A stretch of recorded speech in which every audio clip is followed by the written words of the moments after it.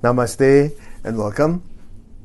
As we continue our 52-week inspiration, today the Chinese proverb is, there is no poverty where there is character, and no wealth or honor where character is missing.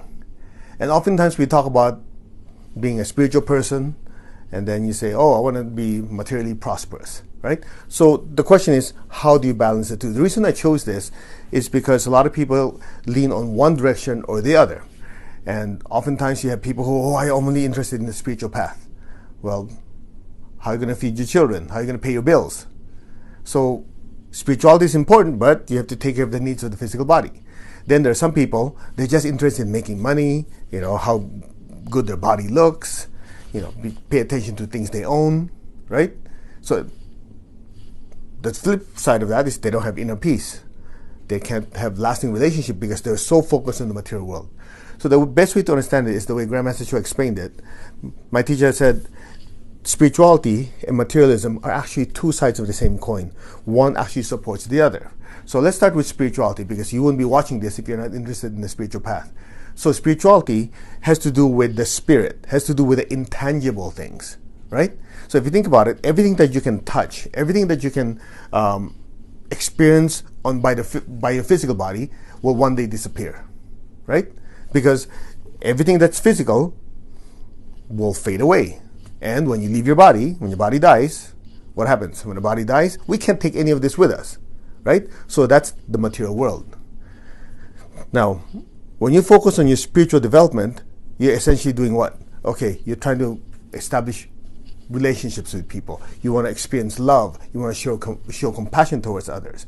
You want to do your meditation so you have clarity. You want to experience blissful sensation. You want to have a stronger connection.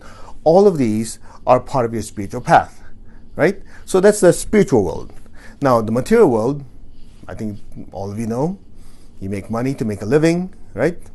You pay your bills, you feed your children, you buy stuff that you're going to need for your house, you food to eat, luxuries in life. That's the other side of it. So the smart thing is something like this. The idea is you have a lot of good things, a lot of goodness within you. That's your spiritual self. You want to share, you want to connect with people, right? But what people don't realize is all those good intentions to be connecting to other people, to sharing with other people, to making a big difference, all of that takes resources. For example, how many of you like to go to holy places? I'm sure a lot of you do, right? You like to attend seminars, you want to buy books, CDs, you want to go attend classes, you want to give money to charity, you want to feed your community, right? There's an outreach program for teenage pregnancy. There's an outreach program for helping people who are affected by calamities like flood and earthquakes or fires. Well, guess what? All that intention is basically the impetus, or that's the spiritual self within you that wants to make a difference, right? That can't happen if you don't have the resources to get it. To put it more bluntly, all these things that you want to go to holy places, open up healing centers, charitable works, all of that is not free. All of it takes resources. Now, think about it this way. If you have all the good intention in the world, but you don't have resources, yeah, you could ask someone, but it's difficult. There's one more step. But what if you're already very prosperous? You have all the money in the world more than you need. So if you have a prosperous business, you have good income, you want to help someone, you don't have to think about it. Boom, you do it, right?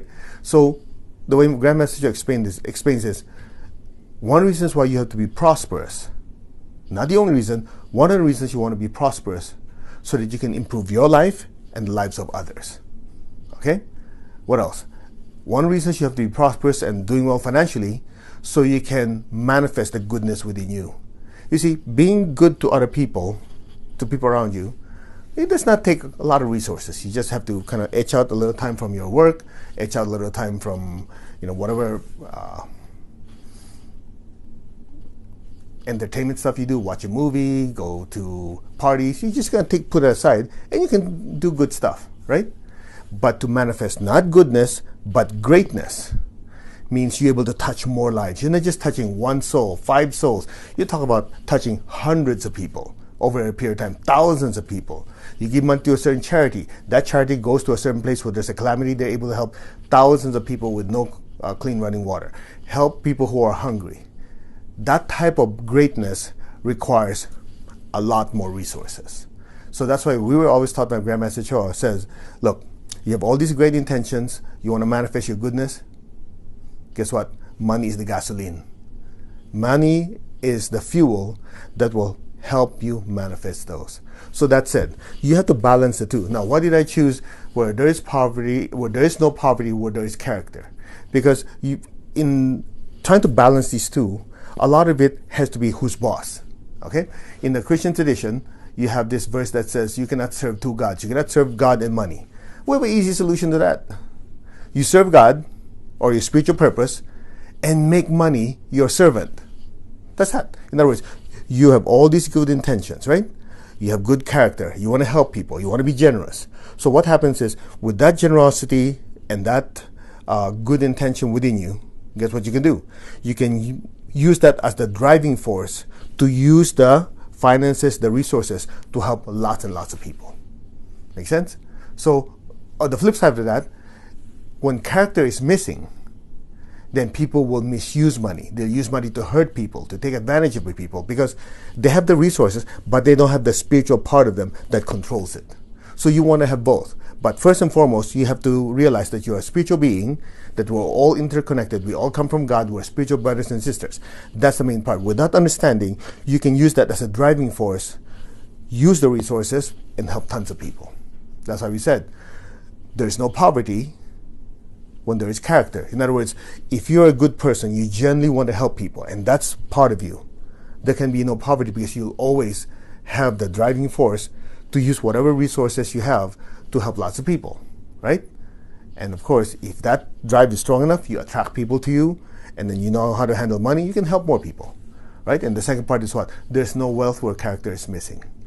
How many of you heard of people who financially become super successful, right? And they get corrupted? Because what happens is the lower self took over. So to finish it off, it's so important for us to do our meditation on a regular basis, bless people we love, like when we do meditation Twin Hearts, right? So you do that to establish that connection. And then when you work on your daily life, you go to work, you go to whatever your career is, you always have the spiritual self present within you, so that the spiritual self can control the activities as it uses the resources around them to make a difference. You don't want to be just good, you want to be a great soul. And that's how it's done. Namaste, everyone. Till the next time, live super energized and take good care. We'll see you next time.